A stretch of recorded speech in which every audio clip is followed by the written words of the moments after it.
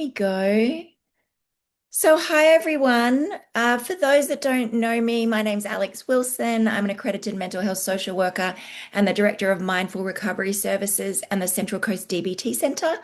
I am up on the beautiful New South Wales Central Coast, if you know where that is. Um, but yeah, coming to you wherever you are this evening. Thanks for those who are live, and hi to anybody who's watching this on the recording. Great to have you. I am going to share my screen with you now, and we're going to talk about hopefully some interesting stuff tonight. I think it's interesting. Hopefully, you'll find it interesting too. Here we go.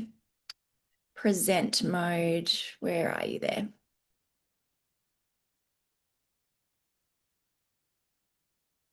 Alrighty. So the topic for tonight is crying, snapping, shutting down, how midlife women can regain emotional control. So, um, here's a little intro about me. Don't worry too much about it. You can go back and read it later if you want. But my real passion and specialty is complex mental health treatment, and in particular something called dialectical behavioral therapy. I'm going to tell you a little bit about that tonight. But basically, it's a mental health treatment model that's really effective, particularly for emotion regulation difficulties, which is what we're going to be talking about tonight. So, what I'm hoping is that if you signed up for this webinar, you might resonate with some of the following statements, or you may know some women who resonate with the following statements. These are things that I've been hearing more and more from women in midlife, particularly over the last couple of years. The biggest client group numbers that have grown have been women in middle life for me and my practice. So there's more and more women who are identifying that like something isn't feeling right, something's off, and I want to feel better. So, experiences like my emotions feel out of control, right? The idea that like I'm not in the driver's seat, my emotions are just running the show. It doesn't feel great. I might be like snapping or hurting the people that I love and then feeling incredibly guilty afterwards. That's a really common experience I hear, particularly with mums I snap at my kids and I just feel awful later on. And it's sort of that snowball effect of distress. A feeling that my behavior doesn't always align with my deepest values and who I want to be. So again, this is something I hear from women a lot of like, I hate that version of me, that's like snappy or short-tempered or exhausted or all that sort of stuff. That real sense of like, this isn't who I am at my core, but I just can't seem to break this cycle. Really the idea or the feeling that like I've really tried to fix this or to be better, but it just never sticks. I can kind of like hold it together for a couple of days and then something happens and the shit hits the fan again. Super common. There's often a really sneaking belief for women who are struggling with this of like, is there something wrong with me? We're going to talk a lot about that tonight. Like, why am I struggling with this? And often we look out and be like, everyone else seems to have their stuff together. Why can't I get my stuff together? Now, of course, that's a false. No one's got their stuff together, I promise you. But this idea that, or this belief of like, there's something wrong with me, and that can really eat away at people, really erode self-esteem.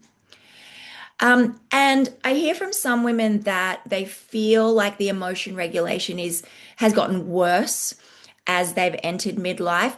For other women, they're like, look, it's always been an issue, but maybe they're noticing it more at this stage of their life. Or sometimes they're just like sick of it.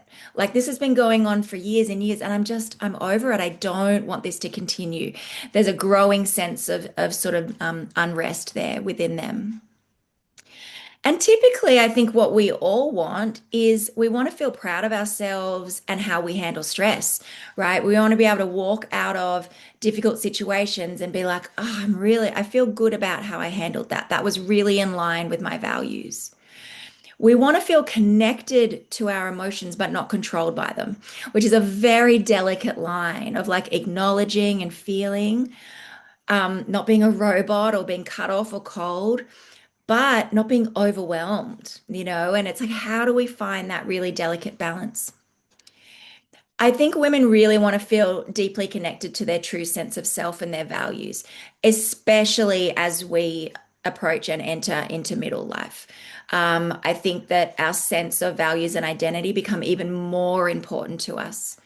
And I hear this from women of like, they're just really wanting to take care of the emotion regulation issue so they can be who they feel they really are and to feel like the best version of myself, whatever that may be, right? Some days it's going to be better than others, but something that again I feel proud about, right? So these are the common things that I'm hearing from women more and more and more as they come through our clinic, and I think there's certainly more awareness for women about really wanting to feel good within themselves. So there's lots of things that can contribute to struggles to regulate our emotions. Um, High mental load. We know that women carry extremely high mental loads in families, in workplaces now, in lots of different areas. We're responsible for lots of things and we're juggling lots of things at the same time. And so this mental load is this idea that like our brains are always going, going, going, and we can never fully switch off. We're always having to be responsible for others. So this very high level of responsibility, and then feeling like we're failing at it sometimes, which is really hard.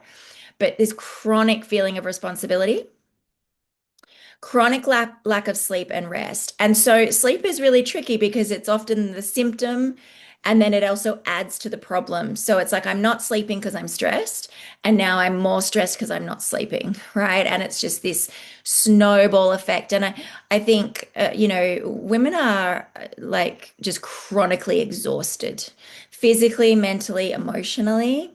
And this idea of, you know what, I'd just like to take myself away to a hotel for a week and have no one speak to me. Thank you. I think a lot of women can resonate with that. I know I can. And I would just sleep. I would just sleep the whole time. Um, ADHD is playing a much bigger role for women in midlife than it ever has. So when we're seeing now from the research that ADHD in women has been massively underdiagnosed because women and girls present quite differently with ADHD. We're much more likely to present as anxious and high achievers and perfectionists as a way of masking ADHD. And so the typical, idea of a kid with ADHD bouncing off the walls and doing badly at school does not apply to women. But medical science has only just figured that out. So we have a lot of women who are now getting diagnosed later in life. I know a lot of women that I've worked with who have had other diagnoses like borderline personality disorder and things like that, that are getting re-diagnosed with ADHD and doing very well on ADHD medication. So it's a really interesting time as we're figuring out that we've been getting that wrong for many, many years. Um, some women aren't diagnosed, but they suspect they may have some traits of ADHD. I'm going to talk a little bit about what that looks like. But basically, ADHD adds another layer of, stress, confusion. Again, this sense of like, oh, is there something wrong with me? It's an extra challenge on top of things. Of course, we have the good old perimenopause, that is starting in our 30s. And going on through usually till people's 50s. A lot more knowledge coming out about that and how perimenopause changes really affect our brains.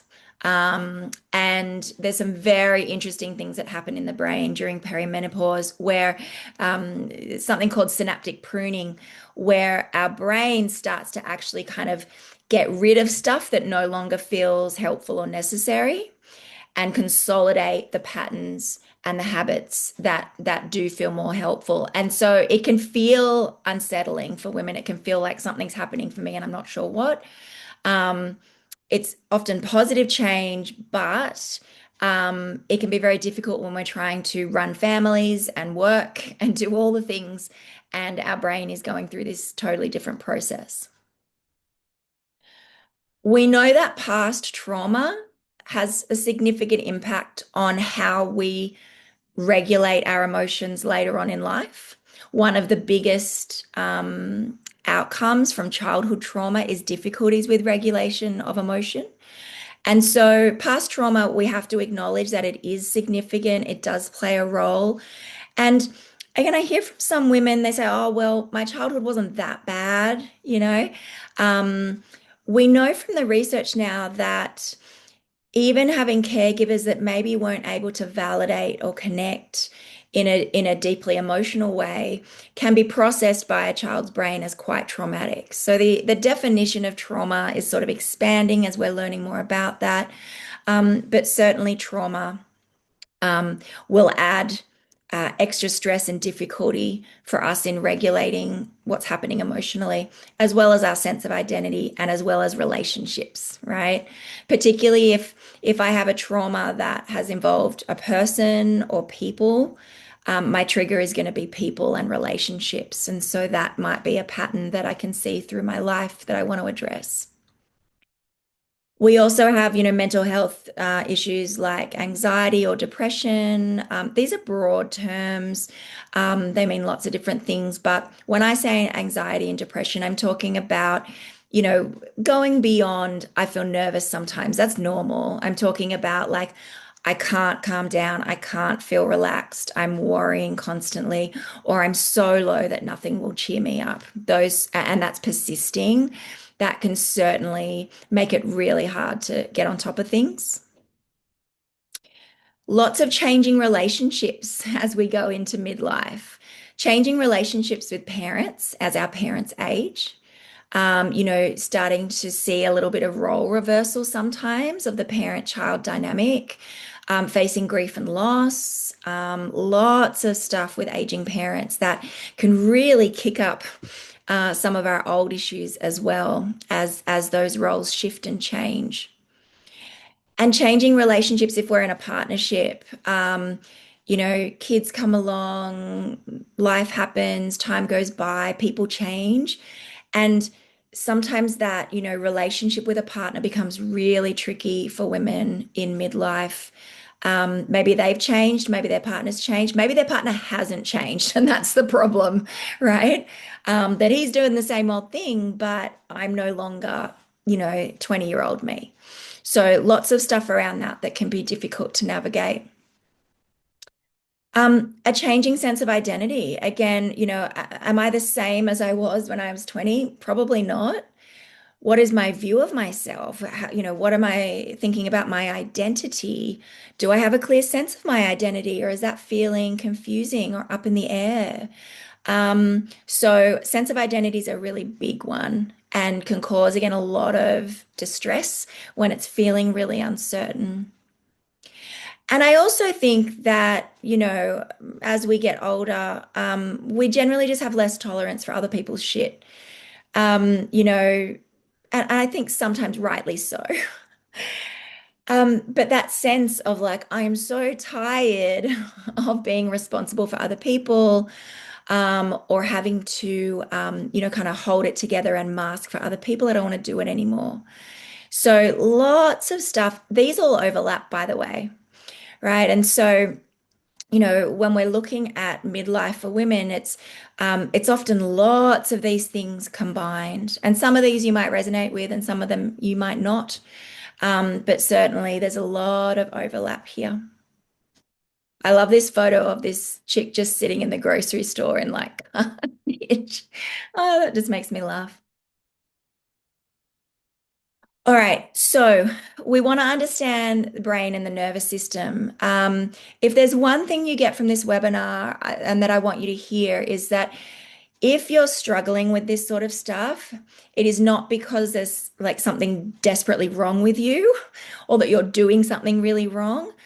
It's what's happening is, changes in brains and nervous systems or things that are going on there are sometimes difficult to align with day-to-day life. And so I really want to emphasize seeing this through a lens of our brain is doing its best to try to help us. It's trying to keep us safe. It's trying to do what it thinks is helpful. Sometimes it's helpful, sometimes it's not, but it's not a broken or a bad brain, right? We always want to treat our brain with love because it's trying, right? It's doing its best. Um, we're going to talk about the two parts of the brain now, and you guys might have heard about this before, but there's of course more than two parts of the brain, but the two parts I'm going to talk about tonight. The first one is the frontal lobe or the prefrontal cortex. This is our smart brain, our advanced brain. This is the part right here behind your skull here and your forehead.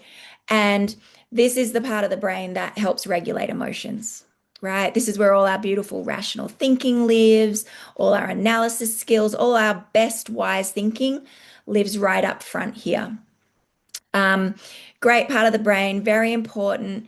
A little quote here from McEwen and Morrison. The prefrontal cortex provides that top-down regulation, right? The problem is this part of our brain is very vulnerable to stress and emotional arousal. And I'm going to illustrate that in a minute. So when things are calm, this frontal part of our brain is like working beautifully. When things are not calm, it's a different story.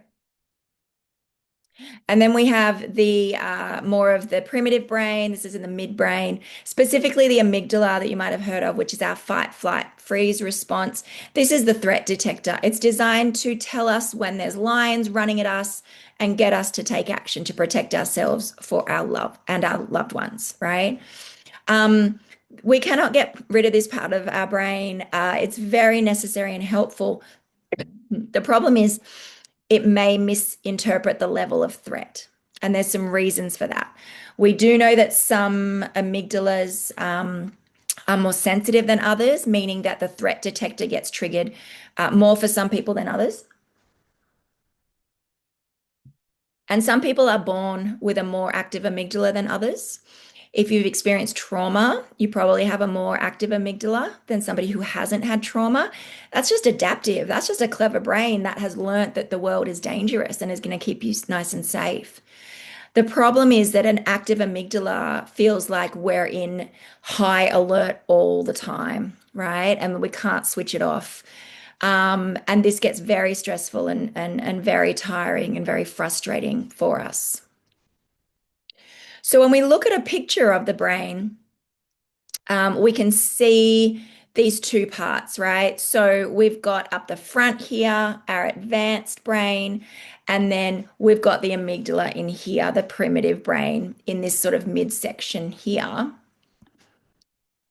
So what's really important to understand is that when the primitive part of our brain, when that threat detector gets triggered by something, it shuts down the frontal lobe of our brain. So it shuts down the advanced brain. So basically, primitive brain overrides advanced brain every day of the week, right? This is important for survival. If lions are running at me and I pause to like weigh up the data or think it through, I'm dead, right? So there is no time for that. The primitive brain just takes over. We do not have a say in it. It is automatic and it is adaptive and it is a survival mechanism. Thank you, brain. That's amazing. The problem is if I am getting triggered, if my brain thinks there's a lot of threat, if I have a very active amygdala, I'm not able to access my emotion regulation skills, which are at the front of my brain very often.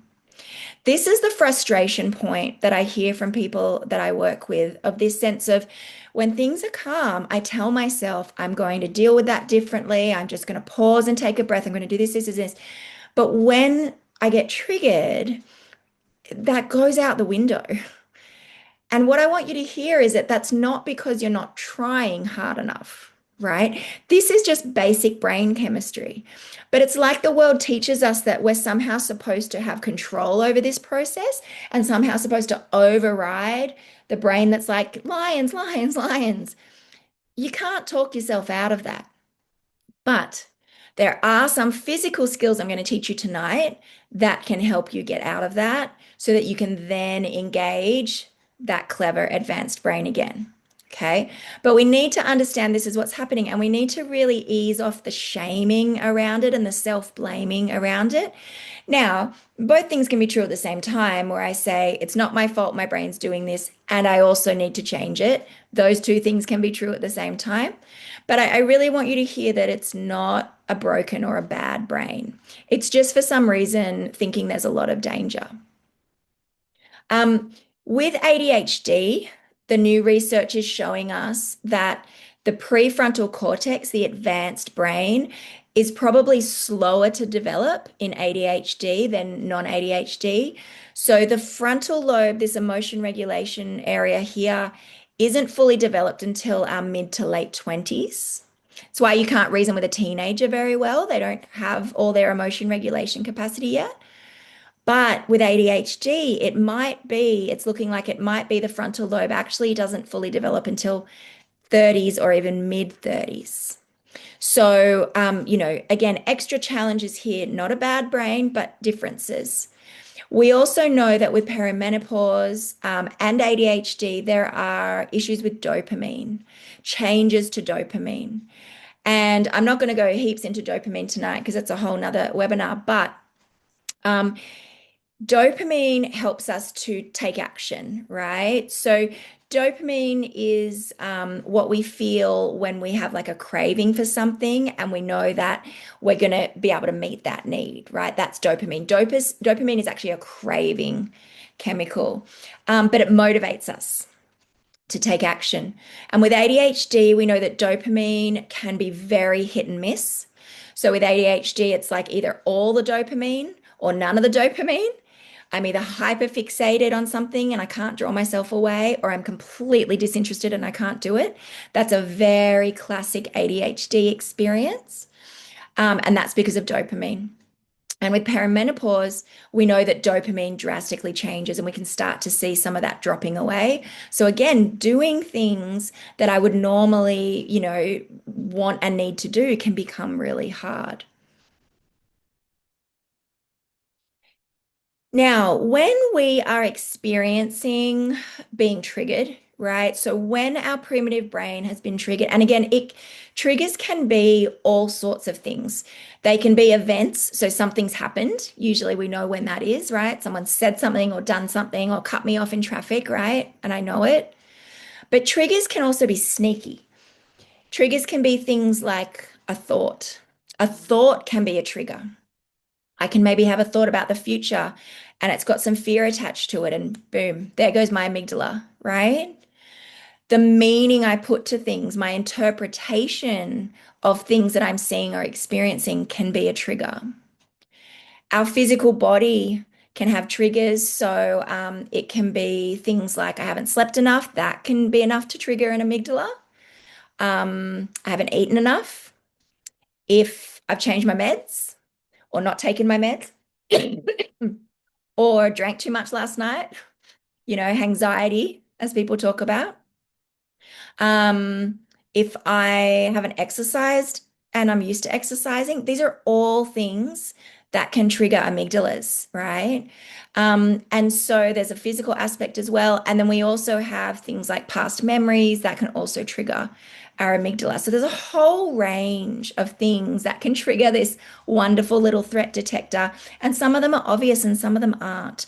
There is always a trigger, but we don't always know what it is. We can't always pinpoint it.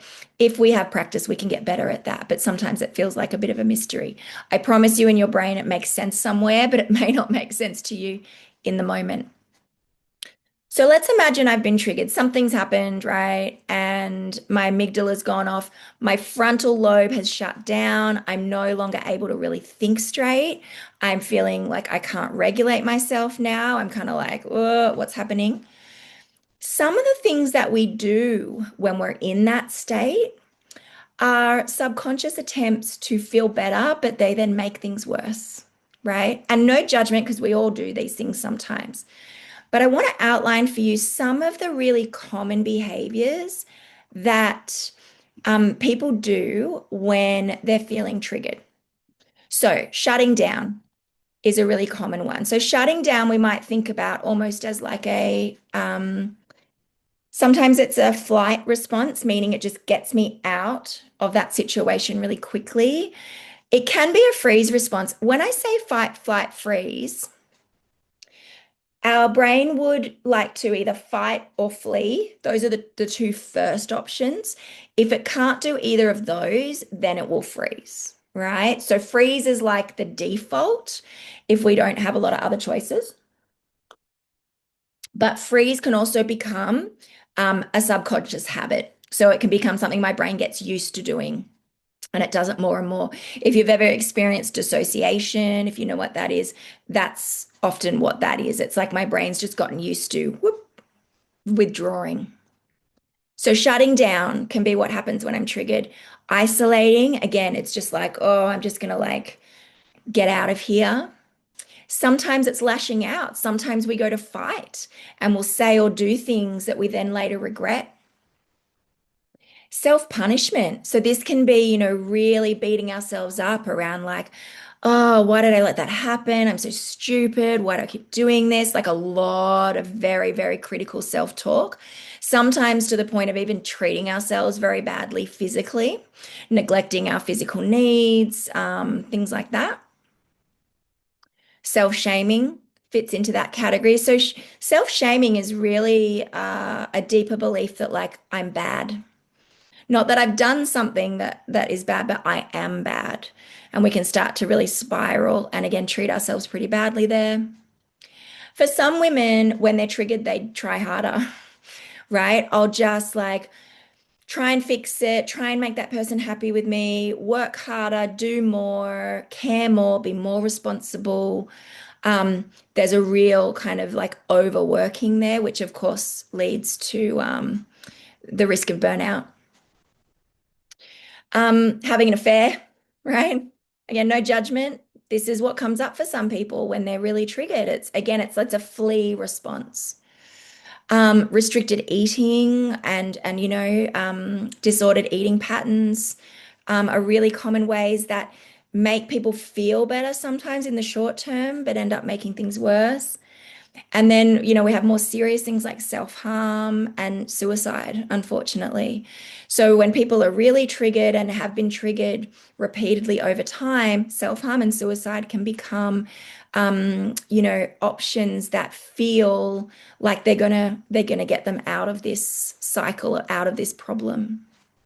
It's important that we don't judge these behaviors. We can want to change them and also have compassion for the fact of like, well, this is what happens when I'm triggered, right? And if I'm going to try and change my response to being triggered, I got to learn a whole bunch of new ways to do that, right? Working with my brain, not against it.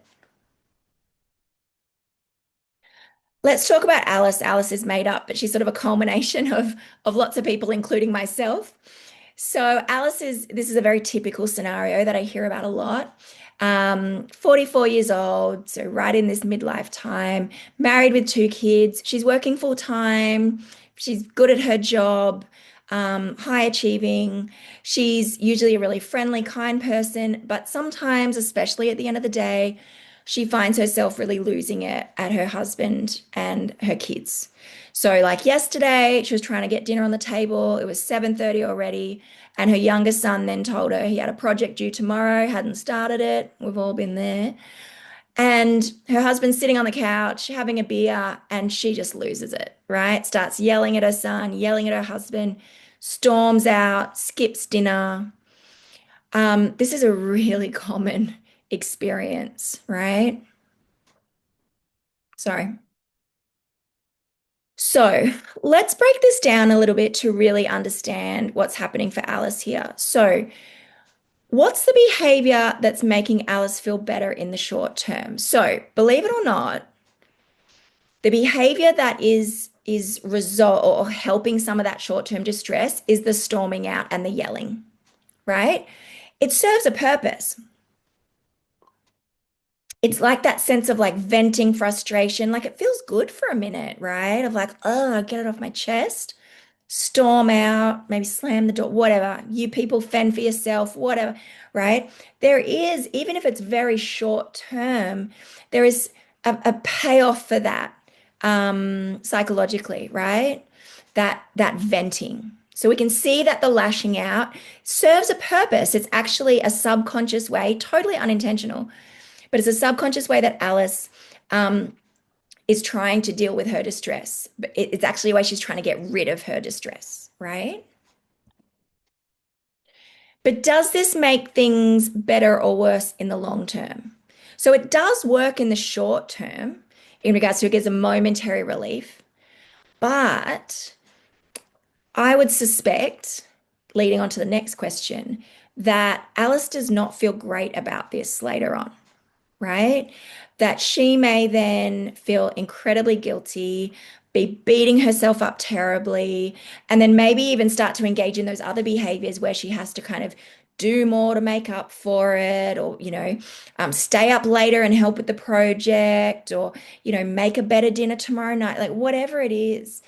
Um, and that guilt, does it add or reduce her distress? It adds to it, right? So she's got the initial distress, which I think we can all understand, which is like, I've had a long day. Who's helping me? Why am I feeling like the only one responsible here? Right? And feeling that sense of over responsibility, lack of support, like that makes sense, right? And there may be something valid in that. We don't know too much about the relationship, but there may be a pattern of this. It's very valid to feel upset about. Um, but now Alice has that, and now she has guilt on top of it, right? So it's like her distress has just increased. Um, and that could start to really snowball over time, right? The more this stuff happens, the worse she feels, the more distress she has, the more likely she is to be triggered, right? And we can see then that the lashing out may actually escalate, or it may turn into more severe behaviors like self-punishment, self-harm, things like that. Again, like restricted eating, really common for women. Um, Lots of behaviors that can evolve from this growing distress. So this is a cycle that she might be stuck in that she might really want to break out of. Do people kind of resonate with that? So I want to introduce you to this model. It really helps to understand this idea of level of emotional distress versus level of capacity to regulate distress. So I call this my distress tolerance relational model. That's the title I'm currently going with. It changes. So I want you to think about these two factors. On the one hand, we have the level of emotional distress that I'm carrying, right? Now, for some of us, I might be carrying some days very high levels of emotional distress. If I'm struggling with, trauma or mental health issues or other things, my distress might be quite high a lot of days, or my distress might be quite low some days, and it might just vary depending on the day. And then the other factor here is my level of distress tolerance. So this is how much distress I can tolerate before I'm using those problem behaviors, right? How much distress I can sit with before I'm like, boom, I'm out somehow, right? Now, if my level of emotional distress is lower than my capacity to manage that distress, I'm going to be doing well, right? Even if my distress is very high, if my capacity is higher, I'm still going to be doing pretty well, right? But as soon as this changes, the picture changes. As soon as my distress is higher than my capacity to sit with and regulate that distress, I go into crisis, right? So it's actually the relationship between these two things that matters. Somebody who has very, very high distress, and they might have very high distress capacity, But if their distress is higher, they are still going to be in crisis. The same as somebody who might have low distress, but very low distress capacity, they're going to be in crisis too.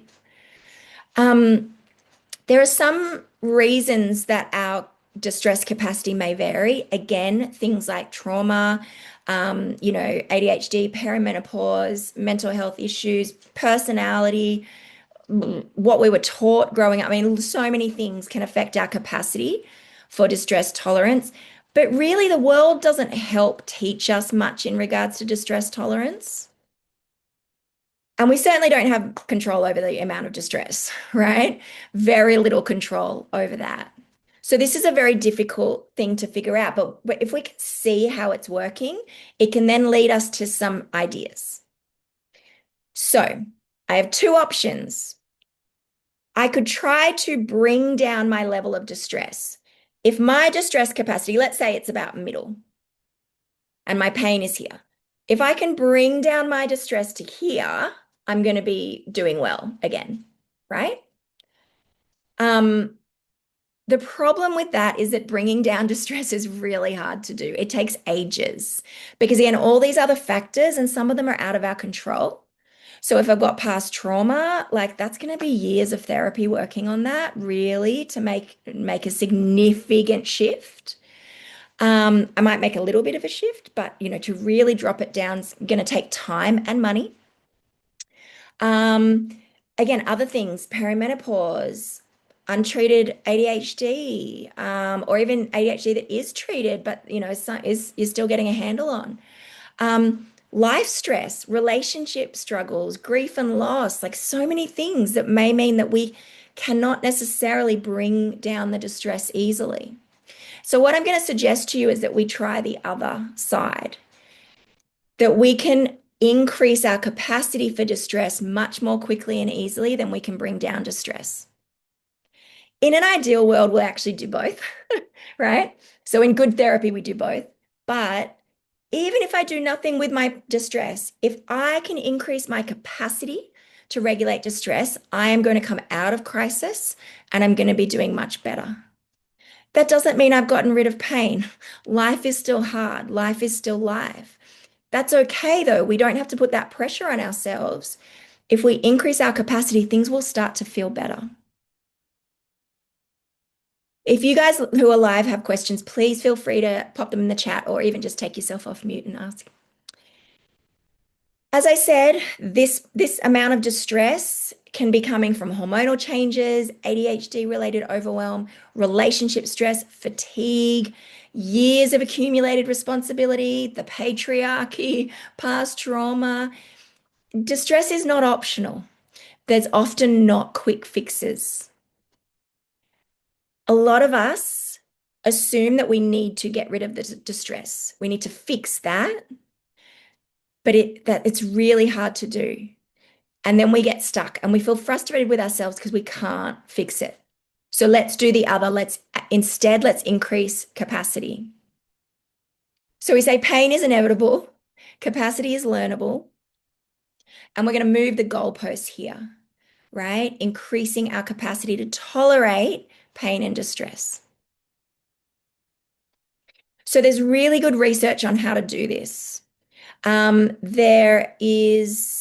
four sort of main areas that will really help boost our capacity here. What we call distress tolerance. So this is, again, how much distress I can sit with before I jump into my avoidance behaviors.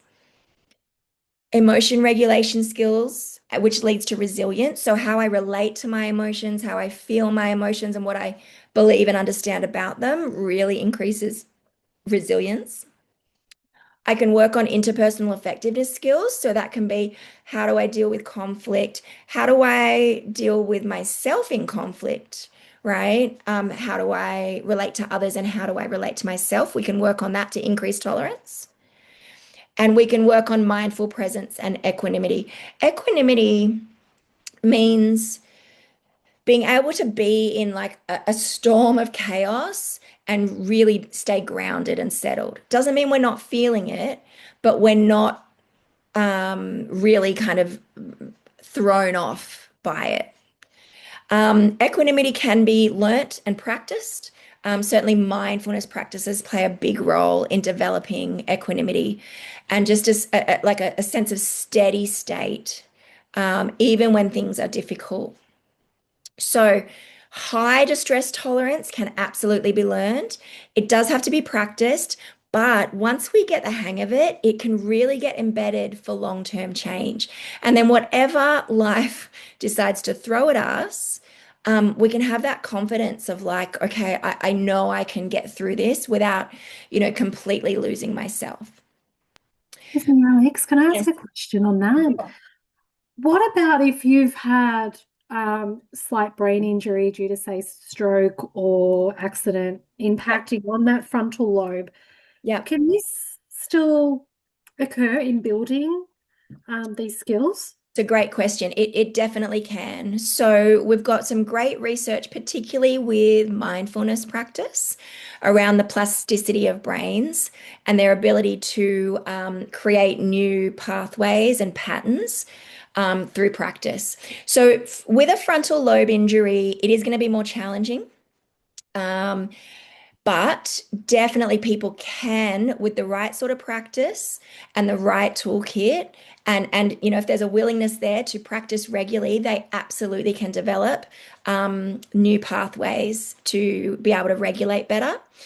Some good research in this too around aging brains, Alzheimer's and dementia, that aging brains and even people with, early signs of those things can still benefit from mind training like mindfulness practices to help with emotion regulation and things like that. So, yes, still very much worth doing. The starting points might be different and the pace might be different, but certainly, yeah, yes, steps can be made. Absolutely. Great. Thank you so much. Yeah, no worries. So what doesn't work? Willpower.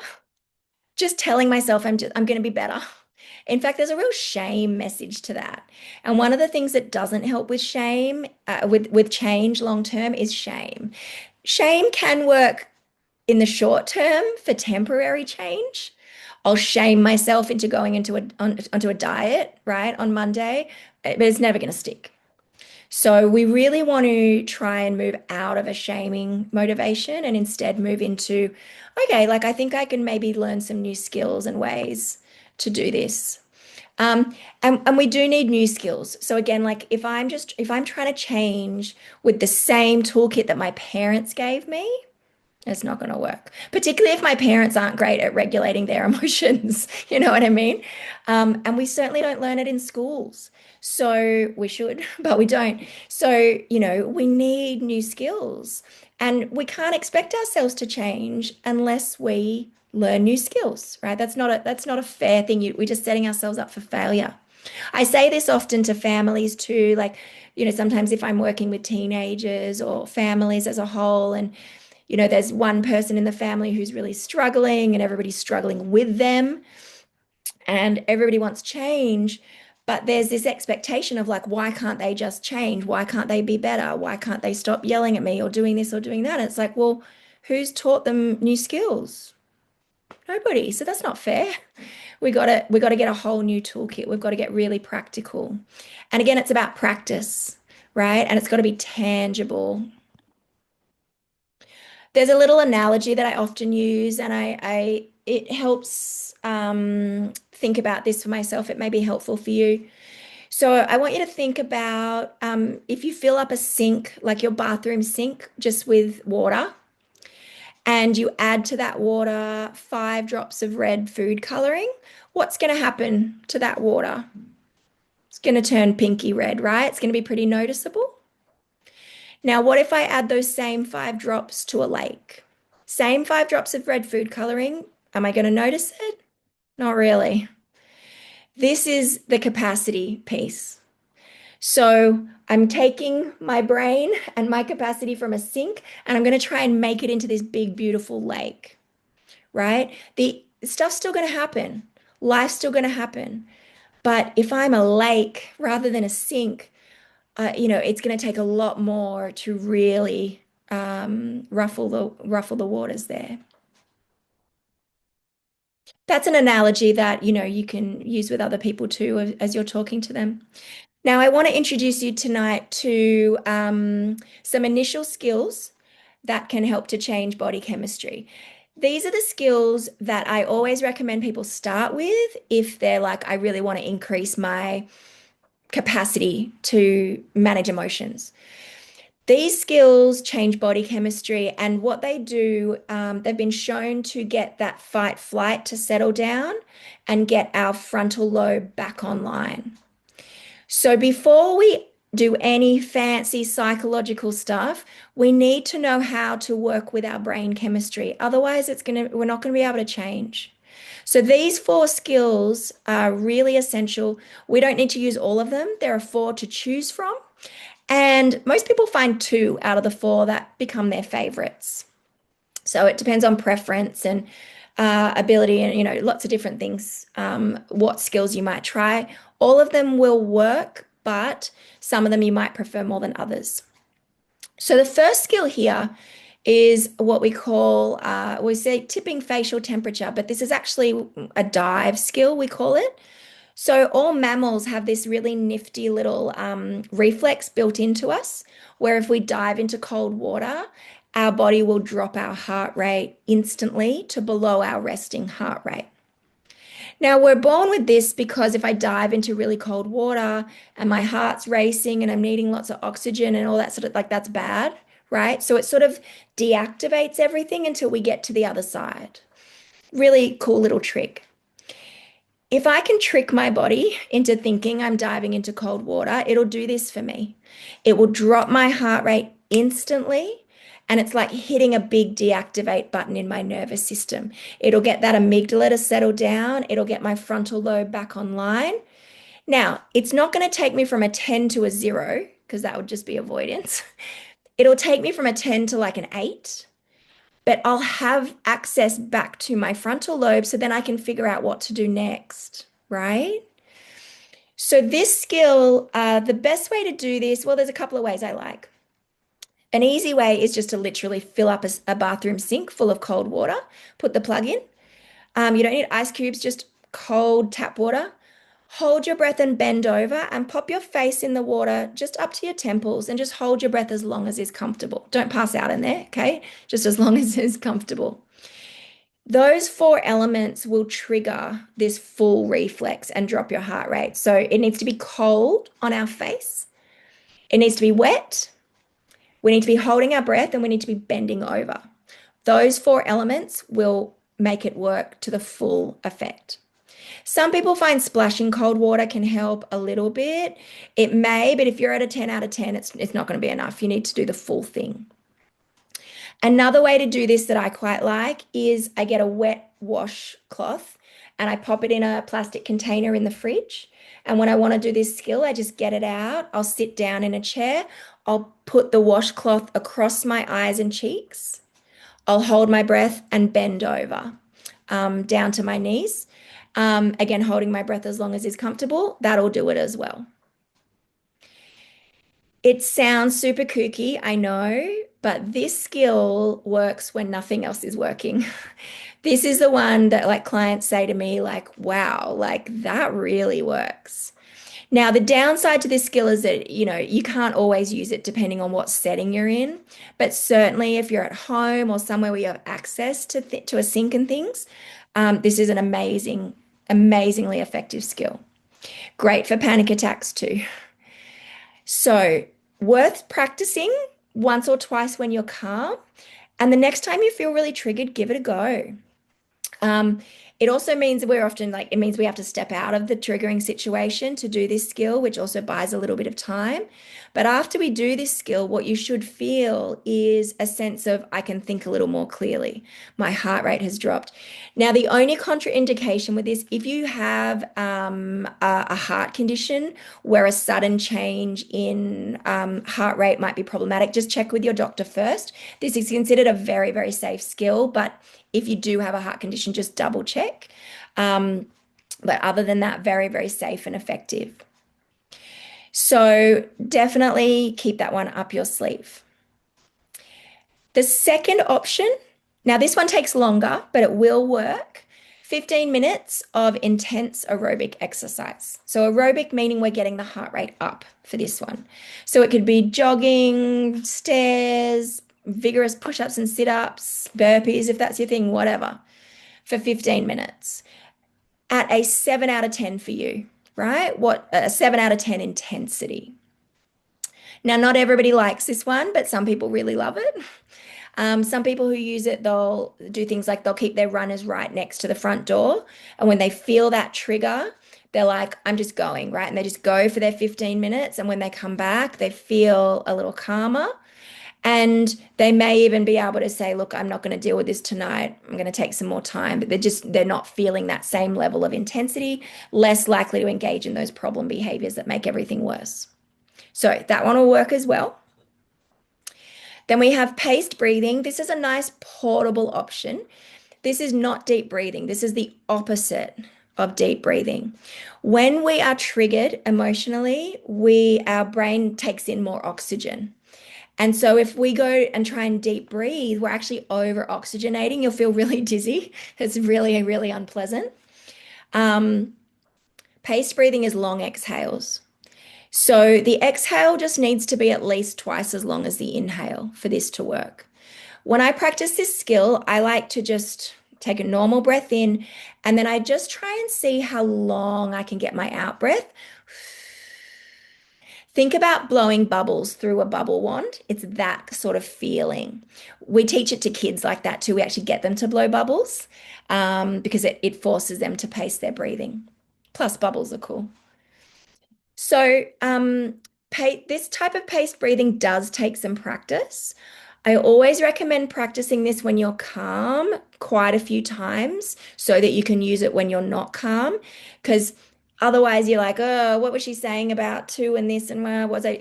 We would need to have a little bit of a muscle memory of like long exhales, long exhales. And our heart rate reduces on the exhale.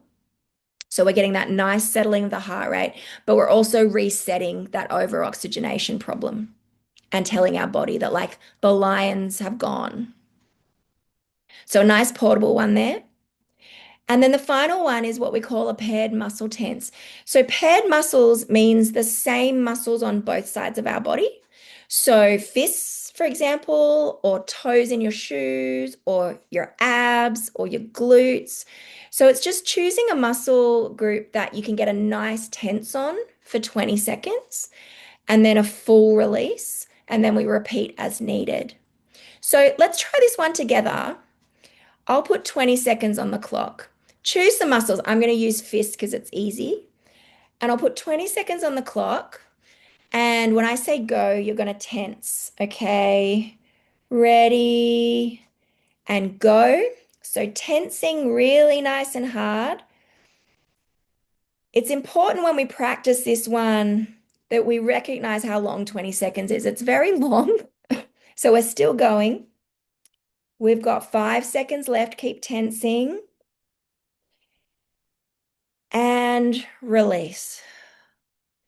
And when you release, you want to say in your mind something like release, right? And just feeling that full kind of release. And then we can repeat if needed. This is a great skill if you're feeling angry or agitated. It just feels good to like tense up and release. And again, it's just going to help that brain chemistry. It's going to settle down the amygdala and get the frontal lobe back on. Again, a very nice portable one. So of these four, I encourage you to practice them, play around with them, and with the paced breathing and the muscle tensing, practice those quite a bit when you're calm so that you can use them when you're not. And with the other two, they don't need as much practice. And find what works best for you. Find what you like. Again, I like to have one from the top two and one from the bottom two. So I've just got some options. But find what you resonate with and what works for you. Now, once we do these skills, this is not going to solve all our problems, right? But what it will do is it will get that frontal lobe back online so that you have access to your more wise mind again. And you can say, okay, well, maybe I need to take a time out. Maybe I need to disengage from this. Try not to go straight back and re-trigger yourself. If you've taken time out to do this skill, then you might need to lead into some skillful distraction, some buying some time, something, there might be some bigger problems that need solving, but they don't need solving right then and there. We're just trying not to make things worse here, right? We're trying not to add that layer of like, I feel bad and now I've yelled at everybody and now I feel worse. Or I feel bad and now I've treated myself badly and now I feel worse. We're just trying to get rid of that second layer. Yeah. And hopefully with these skills, it helps you to start to feel like, yeah, okay, I can actually start to get a little bit more in the driver's seat of my brain and my emotions. I'm going to mention to you very briefly before we finish up, just a little bit about DBT. That's obviously my therapeutic background. These skills that I just ran through here are all from dialectical behavioral therapy. We have four target areas in this type of therapy. Again, distress tolerance is a big part of what we do, getting through emotional crises, emotion regulation, so like befriending emotions and trying to kind of have emotions be more like advisors rather than running the show. Lots of interpersonal effectiveness, so conflict relationships, dealing with hurt, all that good stuff. And mindfulness, we work a lot on mindful presence, so building awareness and non-judgment in ourselves and others in a way of trying to get, some version of peace, whatever that might look like for us. Um, the 12-month program of dialectical behavioral therapy is the gold standard in treatment. That's often what I recommend for people who have maybe been struggling with things for a while and want that extra level of support. We do, just individual work as well, but certainly for really sustainable change, the 12-month program is amazing. We do programs in person at our Erina office, but we are about to launch online DBT, so a full 12-month online DBT program. It's going to be the first one in Australia that is the full program, which is super exciting. Me and my team are very excited. We've been running these programs in person for a while and seeing the outcomes, and so to be able to offer them online is going to be super exciting. Yes, Susan, absolutely. Yeah, feel free to share this with this replay with your clients, all that good stuff. Any of the resources here, feel free to share them with anybody. Um, so yeah, in the DBT program, just very, very briefly, it's very skills focused. So, what we've touched on tonight is just really like this tiny, tiny tip of the iceberg, but it's very practical for people that like that. Emotion regulation is the core focus, right? Getting in control of emotions. We work on mindfulness and acceptance-based skills as well as change skills. We're actually trying to create balance. Women in particular can get very change focused, sometimes to the point where they start to be quite hard on themselves around, I've got to change everything right now. Acceptance can be a nice balance to that of like, we're going to push for change in some areas and we're also going to accept in some areas so we don't get too overwhelmed. And this 12-month program, again, it's very intensive support. So if you know people who really want a good wraparound service, because there's groups involved, there's individual sessions, there's phone support between sessions. We also do family work as part of the program too. So it's lots of support for people that really want that. Yeah, so the online program starts in February. Intakes are open for that now. Our face-to-face are always running. If you want to chat more with me, either about your situation or a client or a family member or a loved one, this QR code will take you straight to my diary and you can book in a free call with me. So please feel free to save that. And anytime you want to have a chat, any other way I can help, please reach out and say hi. I'd love that. All right. I'll stop sharing. I'll say bye to those on the recording.